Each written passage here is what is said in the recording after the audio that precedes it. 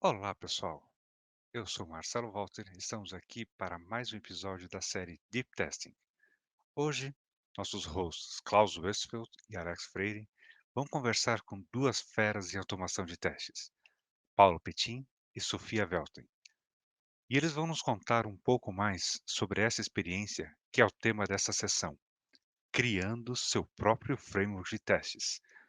Curtam aí este papo de altíssimo nível. Fala aí, pessoal. Obrigado, Marcelo. Opa, obrigado. Boa noite, pessoal. Noite. Então, Boa noite.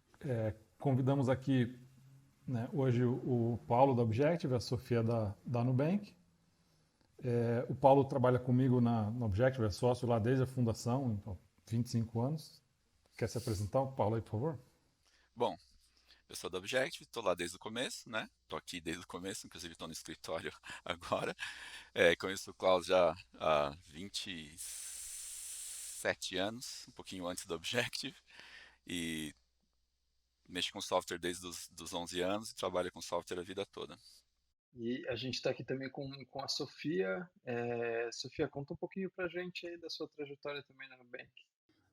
Vou contar de frente para trás. Deixa eu ver. Meu nome é Sofia, trabalho no Nubank faz 4 anos. Antes de trabalhar no Nubank, eu trabalhava com Machine Learning, fiz mestrado e mexi um pouco, estudei um pouco filosofia também. Ainda estou estudando agora filosofia esse ano. No Nubank eu já trabalhei em várias áreas do cartão de crédito e, bom, não sei. Podemos pivotar o episódio e falar só de filosofia, Alex? O que você acha?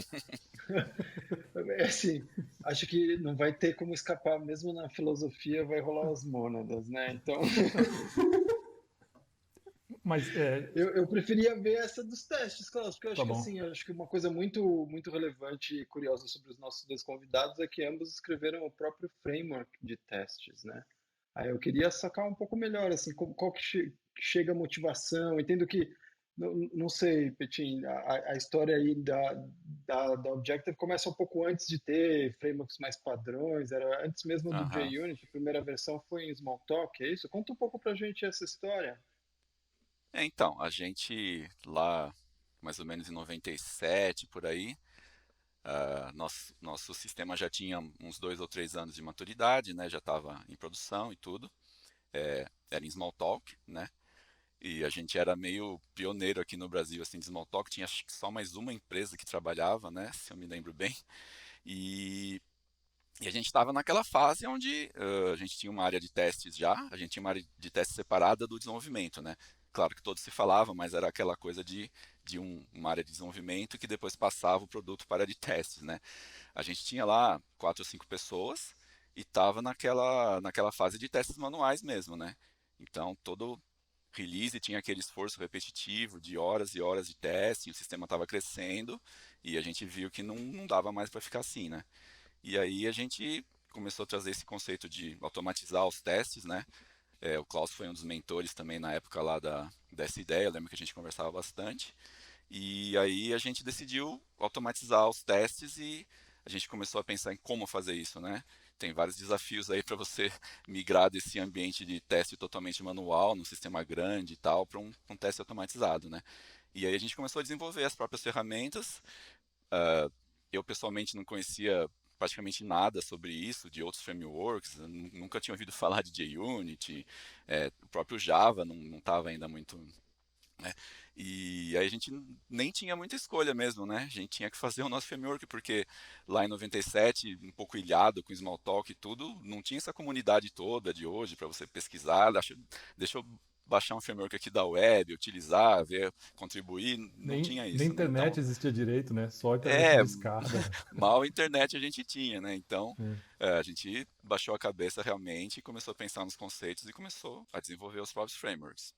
Klaus, acho que você tinha falado no nosso episódio de abertura, foi o Scott Engler que meio que deu a ideia para você, era isso? O Scott Ambler chegou falando, né? Ele foi fazer auditoria dos nossos sistemas lá, ele falou, Klaus, você tá ligado nesse negócio de teste, que o código que testa ele mesmo, você escreve o código, ele mesmo se testa. Como assim e tal, né? Interessante, mas Ele nem dá um exemplo ele conseguiu, assim, né? Foi só uma ideia, assim, né?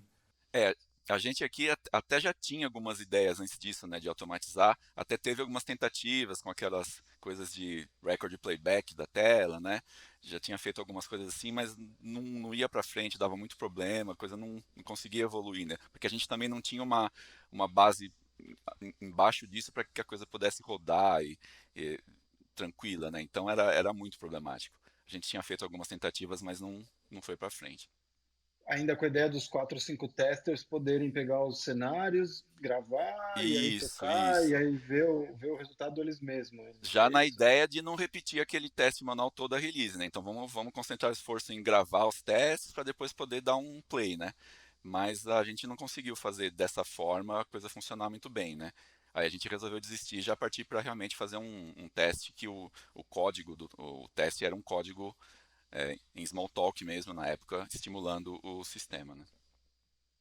Mas ele estimulava através da UI mesmo, da interface do usuário. E Hum, era, não. Lá no começo, inclusive, os primeiros testes automatizados, eles eram só de negócio mesmo. Então, assim, nosso sistema é um sistema basicamente OO, né? Então, eu tenho lá milhares de objetos de negócio, entidades e tal. É um sistema client-server, então eu tinha essa sopa de objetos é, mandando SQL direto para o banco de dados, né? A gente tinha as camadas bem estruturadas já no sistema, então tinha uma camada de persistência bem definida, não eram os objetos mandando seus SQLs direto, né? A gente tinha já algumas camadas de GUI também, né? De telas e tudo, que a gente construiu em cima do Smalltalk. E então a gente começou a fazer esses testes estimularem direto esses objetos de negócio, né? E a gente decidiu na época testar contra o sistema real mesmo, né? Então subir todo o sistema com o banco de dados ativo numa base de verdade, SQL, e estimular os objetos de negócio. Então, criar lá os cenários, os casos, fazer os asserts e no final soltar os resultados, né? Só depois que a gente também criou a parte do framework para poder estimular as telas, né? Que a gente também fez uma camada de estímulo às telas bem definida. Mas no início era o harness era o teste de negócio mesmo. A gente chama de harness o nosso teste suite, né? Então a gente começou a fazer no negócio. mas ia até o banco de dados e voltava. Então tinha algum setup ali dos objetos em memória ou o banco já É, chegava com um mundinho aham. ali de dados. Como que vocês, En- quais escolhas Então, vocês tomaram aí nesses domínios? é muito interessante essa pergunta. A coisa evoluiu bastante daquela época para agora, né? Na verdade, evoluiu muito ali naqueles primeiros 1, 2 anos, né? Mas assim, a gente foi desde o teste manual numa base gigante até o teste automatizado. Então, só para contar um pouco desses desafios, né? A gente tinha aquela área lá com 4, 5 pessoas testando e a gente tinha uma base de dados real do cliente mesmo, com dados reais, não a base de produção, claro, mas uma cópia da base. E a base era grande, era difícil naquela época você manter N bases dessas, imagina, né?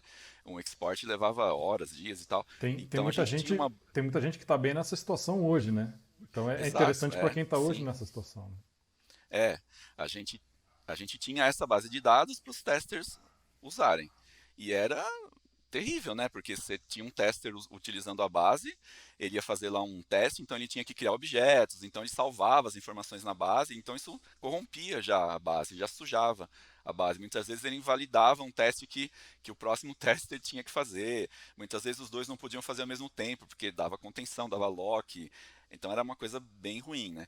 Então a gente percebeu que a gente tinha que evitar isso e a gente começou a instrumentalizar o sistema para ele permitir isso, né?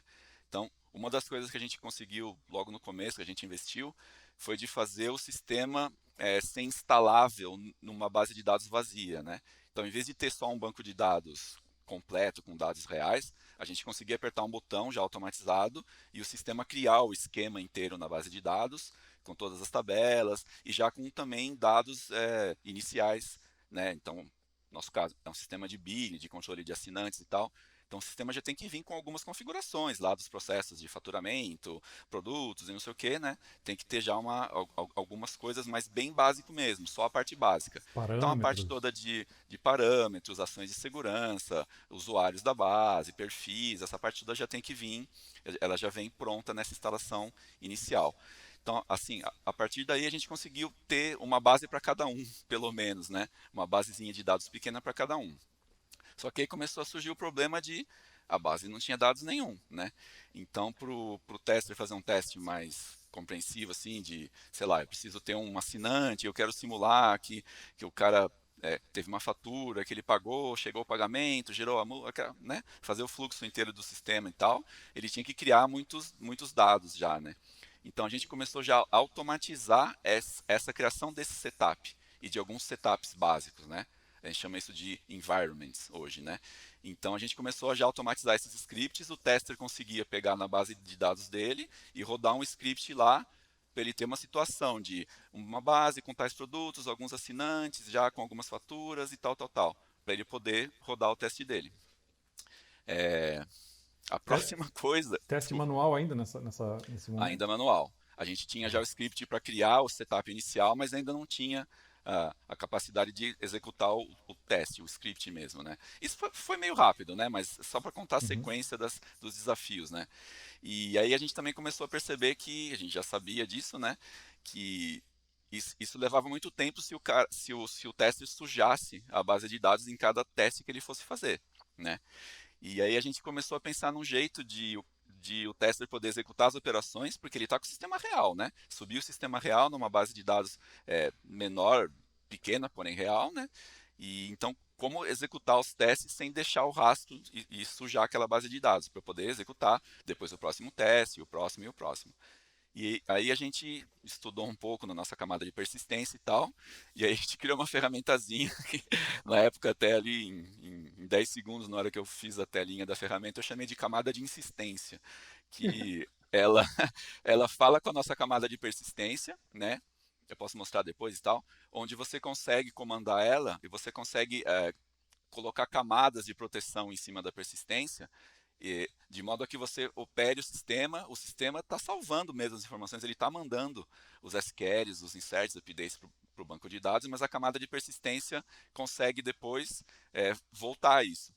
Então eu consigo fazer um teste como se fosse real, completo, end-to-end, com a camada de insistência ativada. Chega no final, aperta o botão e ela derruba tudo e o sistema volta no estado que ele estava lá depois da instalação mesmo, com tudo ainda vaziozinho, né?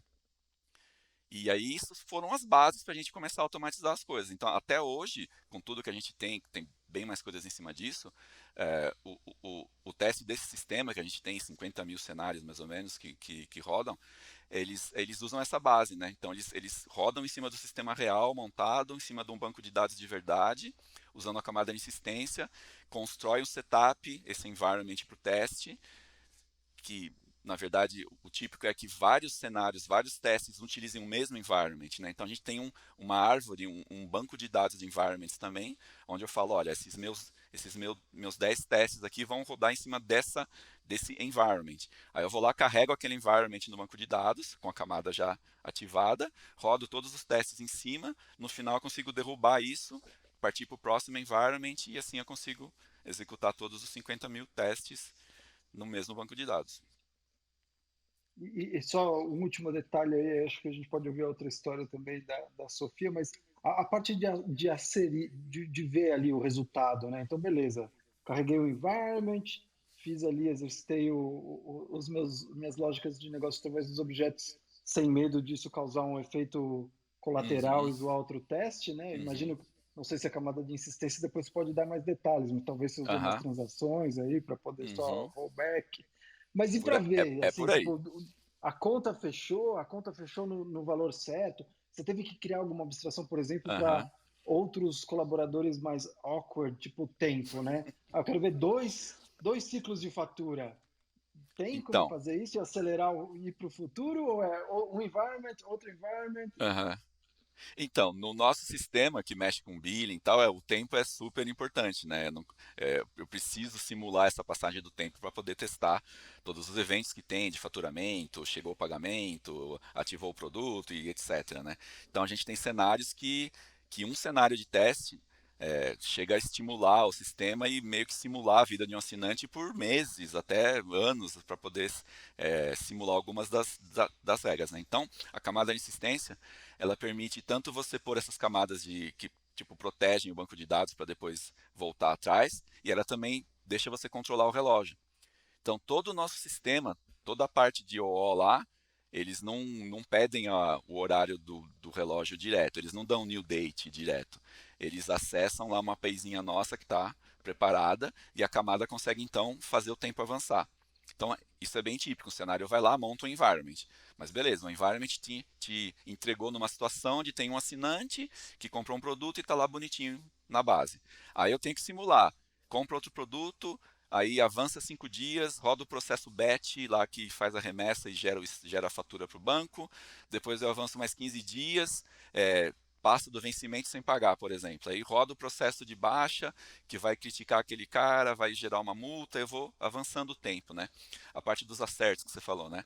Lá no começo, quando era teste manual, né, era o próprio tester que tinha um scriptzinho e ele ia marcando verde e vermelho ali, né? Com o Fechou a código. fatura. É, com o código do teste automatizado, a gente tem os environments, né? E eu tenho um método, no caso nosso lá em Java, hoje, né? Em Smalltalk, agora em Java. Ah, É, pensei que você ia mostrar Smalltalk pra nós, cara. não, Pô, Smalltalk eu já que sacanagem, desinstalei o mês mano. passado. Então, Sacanagem. o cenário é um método que é chamado pela ferramenta, né? Aí você faz algumas anotações lá, configura qual environment você vai usar, e configura algumas coisas, e aí você tem um código na sua mão, né? Então você tem um código Java realmente que sai estimulando as camadas do sistema, cria objetos, faz transações realmente e tal, e faz os asserts também. Às vezes é só no final, às vezes é pelo meio do caminho mesmo. Então, nesse caso da fatura, né? O harness vai lá, ele comanda a criação de um produto, ele comanda a execução desse processo batch que faz a remessa para o banco, depois ele comanda, e no final ele pode, bom, então agora deixa eu fazer os asserts, ele vai lá e consulta. Quais são as faturas do assinante, quais os valores de cada uma, essa daqui que está vencida, deixa eu ver os lançamentos e faz as comparações mesmo. E aí o framework, ele se falhar algum assert, ele registra o assert que falhou com a mensagem de erro lá, registra a pilha do código, tudo, depois eu posso mostrar. Mas basicamente o cenário ele tem sucesso ou ele falha. E quando ele falha, ele tem uma pilha de falha com o assert que falhou. Ou às vezes não é um assert que falhou, né? No próprio comando da criação dos objetos e na tentativa dele fazer o processo, estourou um bug lá e o framework captura a exceção e guarda pra gente. E no nosso framework, o que é importante também, ele persiste os resultados, né? Hoje a gente tem uma base gigantesca de testes e hoje leva de 20 a 40 horas máquina para executar o switch completo, né? Então, assim, a gente persiste todos essa árvore de testes e a execução como um todo, né? O que falhou, o que deu certo. Então, eu posso deixar executando, amanhã eu posso consultar os resultados, a gente tem várias ferramentas para comparar um turno de execução com o outro, identificar cenários e tal, né? Então, eu analiso o resultado do teste assim depois. Eu vou lá olhar na minha árvore de cenários o que falhou e tal, e isso fica persistido. Bem Qual- interessante. Valeu, Queria Vitinho. fazer uma pergunta também, que eu tô Manda. curiosa. Qual dialeto de Smalltalk que vocês usavam? Se era proprietário? Como foi migrar para Java e qual a sua percepção entre Smalltalk e Java? Quer responder essa, Klaus? Não? Eu quero ir lá deixar a Sofia ser host aqui, cara. Eu vou lá. Animal. Então, a gente usava o Enfin, né, que chamava lá no começo o nosso Smalltalk, depois ele virou Object Studio, que era, agora a empresa até me escapou o nome aqui, que A, era da Enfin, depois ela virou Park Place, não sei o quê, e depois a Syncon, né? virou Syncon. Syncon, isso, Syncon. era um Sempre dialeto proprietário, né? que é bem proprietário, não era muito. E, bom, eu gostava bastante.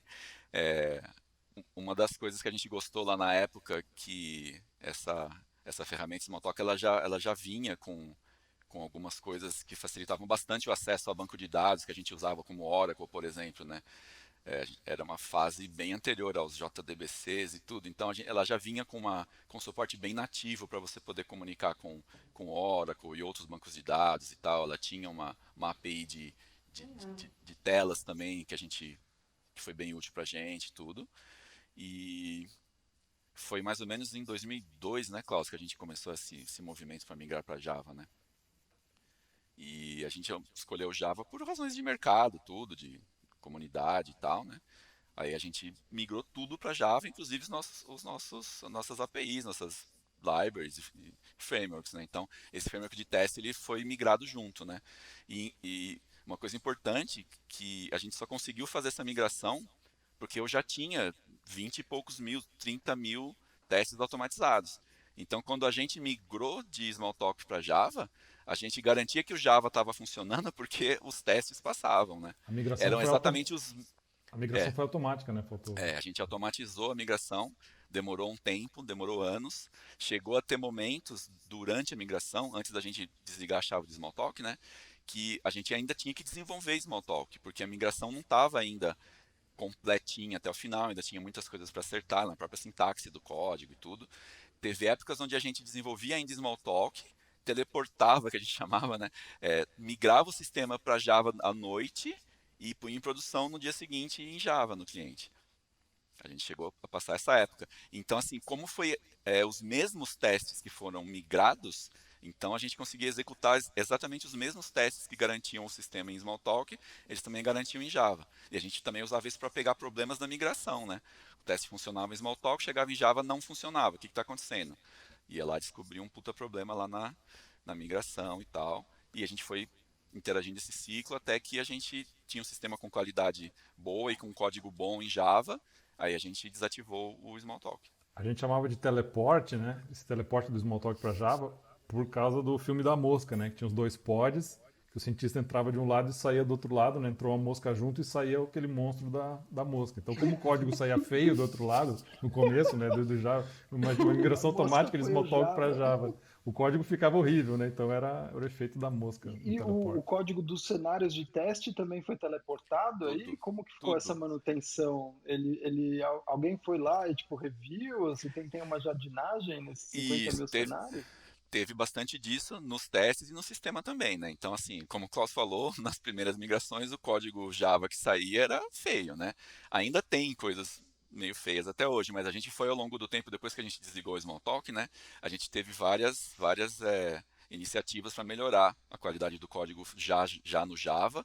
Então, muita coisa que precisava ser de um certo jeito, porque a gente reescreveu do Smalltalk, a gente abandonou e fez um jeito diferente em Java, e a gente foi melhorando toda a nossa base de código. Os próprios testes, por exemplo, hoje em dia, é cheio de annotations do Java, tem lá umas estruturas que não existiam antes no Smalltalk, né? A gente foi trazendo para melhorar. Sim. Mas a gente manteve o nosso framework, a gente não teve vontade de abandonar o nosso framework e pegar uma outra ferramenta de mercado. Mostra, Porque mostra para nós já depois esse tava, framework, hein? já estava tudo muito integrado com a nossa esteira de CI também. A gente teria que, né, a gente tinha os testes persistidos, tinha toda a cultura já em cima, a camada de insistência, tinha muita coisa que a gente aproveitou. Né? Legal. É uma Eu já jornada mexi, gigantesca. eu já mexi com o Smalltalk, eu tenho um projetinho que eu fiz assim, mais como hobby, né? Porque né, ninguém ganha dinheiro com o Smalltalk hoje em dia. É. O que era? Mas Era é Squeak, muito legal Dolphin? de Qual que era? mexer. Qual que é o Smalltalk? Isso. Eu mexia com Faro, né? Que é um mais novinho aí que tem tá rolando. Eu sinto saudade do Smalltalk. Por falar em linguagens não muito usuais, vamos falar de Clojure agora, Sofia? Vamos lá. Então, diga lá como é que foi a motivação, né, de criar o teu framework. No caso lá, o Petin falou, putz, não existia nada, era tudo mato, né? Agora, mais recentemente, já tinha muitos frameworks, né? O que você sentiu de que precisava de novidade, assim, de mudança? Nossos frameworks estão separados no tempo, né? Então a realidade é um pouco Sim, diferente, sim. assim. E também a gente está falando de Clojure, que é uma linguagem razoavelmente hipster no mercado, então a comunidade não é tão grande, né? Então é normal que tenha necessidade de desenvolver ferramentas e tal, né? E o Nubank também, hoje, sendo um dos grandes usuários de Clojure, acaba que a gente pega esse fardo de desenvolver as ferramentas que a gente precisa. No caso, quando eu entrei no Nubank, já existia uma ferramenta de teste de integração, que a gente chamava de Postman, que não é o Postman que o pessoal está acostumado, que virou agora o Selvage, né, a versão open source do Postman, do Nubank.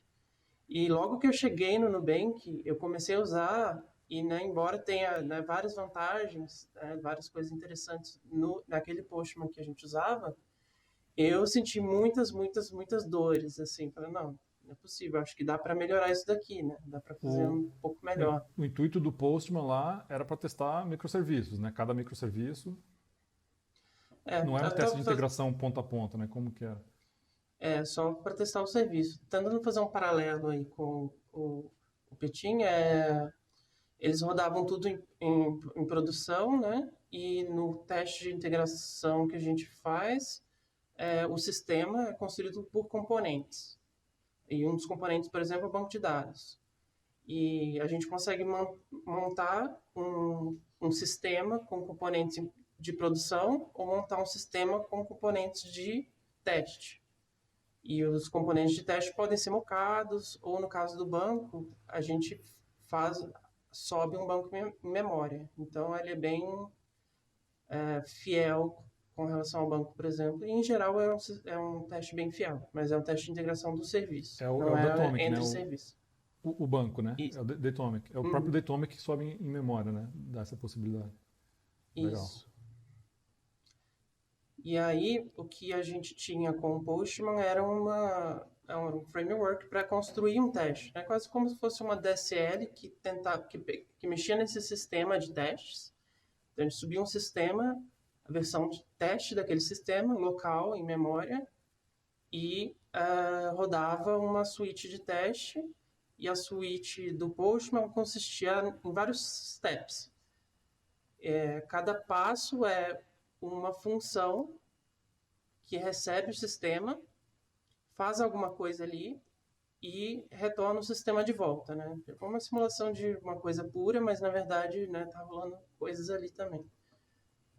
E aí você constrói esse sistema com esses vários passos, construídos dessa maneira, que podem ser juntados entre si. Tem também passos que fazem teste, que fazem alguma verificação dentro daquele sistema que está rodando Tem um teste. passos que estimulam o sistema e passos que fazem a checagem, ou assertion. É isso? E pelo que te disse você falar, eu vi o pessoal mexendo um pouco com o Postman na Nubank, mas meu entendimento não é 100% não. Tinha uma forma de passar o sistema de uma função para outra, mas também tinha efeitos colaterais, não era isso? Também, assim, efeitos colaterais vai ter nos dois casos, né? Tanto no Postman quanto no Stateflow, porque não tem como você Stateflow é o framework novo, né? É o novo. Tá. E aí qual que é a diferença então do Stateflow? O que ele traz?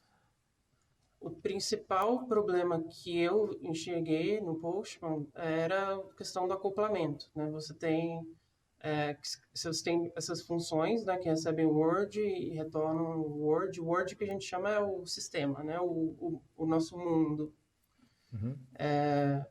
E para tudo que a gente precisava, sempre que a gente precisava compor passos, a gente precisava, né, pegar as coisas lá de dentro e depois a gente precisava de alguma coisa temporária, por exemplo, uma variável temporária para mexer.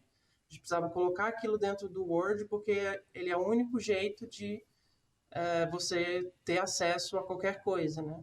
Então, no fundo, isso funciona como um storage global.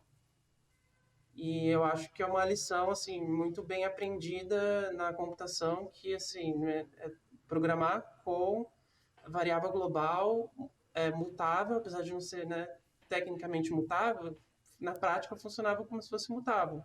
Então, mutável e global. E isso causava uma bagunça enorme na organização do código mesmo. Assim. Uhum. E aí o Stateflow ajuda a eliminar essa necessidade do... Como que o Stateflow ajuda a eliminar essa necessidade do estado mutável global? A mudança parece complexa, mas é uma mudança, tipo, teoricamente bem pequena. Que é a gente muda qual é a primitiva. Então, qual é a primitiva, qual é o passo do fluxo no Postman nosso era uma função que recebia um word e retornava um word. No Stateflow, é como se fosse uma função que ela recebe o sistema, né, o word nosso, e ela retorna um par. No par de valores tem um valor de retorno e o word, né, possivelmente modificado. E isso permite que você consiga compor de maneira muito mais elegante, né, se você tem, né, um passo e outro passo, você tem um conjunto de passos que já estão definidos, você quer reutilizar, permite que você componha eles de maneira muito mais elegante. Então essa é uma das diferenças principais, assim. E aí, com esse valor de retorno, você já pode usar para fazer asserts e tal, sem precisar ficar extraindo do mundo as coisas e tal. Porque aí você tem um binding dessas variáveis que você consegue usar ao longo de todo o fluxo. Assim. É mais um syntactic sugar em cima desse conjunto de steps, assim. Então eu vou querer ver, você pode nos mostrar Clojure daqui a pouco também, mostrar alguns steps desses, como que ficam. E como é que é o uso disso no CI/CD de vocês? A gente roda isso no CSD sempre que executado sempre que alguém manda um pull request, isso vai ser rodado no CSD. Acho que era essa a pergunta. Isso.